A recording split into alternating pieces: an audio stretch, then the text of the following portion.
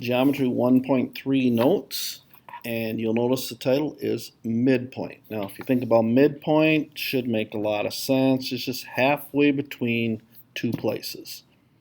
Okay, halfway between 2 points. So if you look at our number line there, we have all kinds of points on that. We're going to try and find the midpoint of, in this first case, DE. Now, you see D is at -10. E is at -8. What's the midpoint of that? Well, of course, halfway between it is -9. Okay? So a lot of times with these midpoints, you can just kind of think about it, use your brain a little bit, but the official way of doing it is you would take these two numbers and add them together.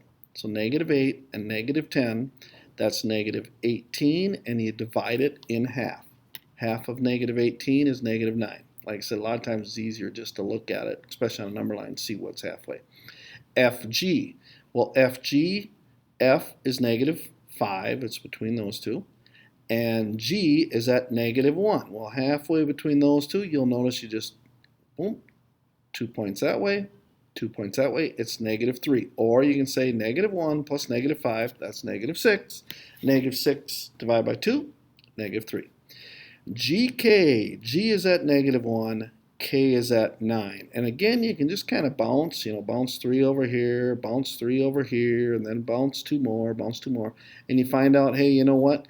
4 is halfway between them. Or you go -1 plus 9, that's just like 9 minus 1 is 8, divided by 2 is 4. HJ, kind of easy to see. H is 2, J is 6. Sometimes they're really easy problems. Boom, halfway between them is 4, or you go 2 plus 6, 8 divided by 4.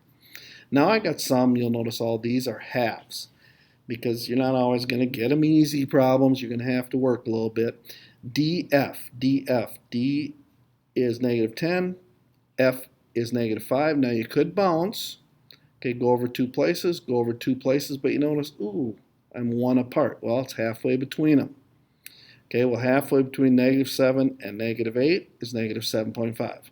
Or, might be easier, just take your -5 plus your -10, -15, divide that in half, you get -7.5. GH. G is at -1, H is at 2, 2 minus 1 is 1, divided by 2.5. JK, and it's not just kidding. Okay, 6 and 9, add them together, 6 plus 9, 15, 15 divided by 2, 7.5. DK, -10, +9. What is 9 minus 10? 9 minus 10 is -1, cut it in half, -0.5. Okay, now, if we're trying to find the midpoint of 2 ordered pairs, you're just doing 2 of those problems up above in 1. Okay? You look at the x's, 5 and -1. Okay, you can take 5 and add it to -1, or 5 minus 1 is 4. 4 divided by 2 is 2. Then you take your -7 and your 10. Well, just take 10 minus 7, you get 3. Okay, or you do -7 plus 10, same thing. You get +3. 3 divided by 2 is 1.5. You can actually leave it as 3.2 if you wanted. Now, our third type problem that we're going to be faced with seems to be the problem that gets the most people in trouble here.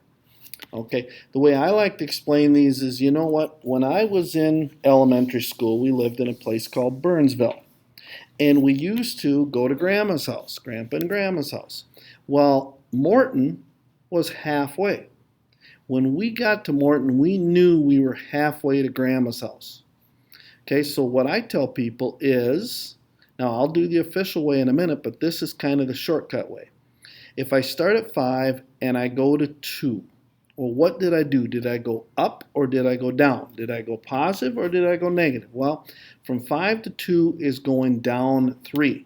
So since I'm halfway, that means I go down 3 again. Well, 2 minus 3 is -1. Notice that's my answer here. Now, if I went from -2 to 3, so I went from Burnsville to Morton. Morton, by the way, is just a small little town that has a really nice little cafe there. -2 to 3. Well, what did I do? I went up 5, so I go up 5 more from 3, and I get 3 plus 5 is 8. Okay? Now, What we do in this case is how far do you travel in which direction. Okay, this is just from 5 to 2 is 3. This is just a long way of explaining what I talked about up there. You, of course, can read it and figure it out, but I don't need to sit here and bore you by going through it again. Alrighty, we're done. Talk to you later.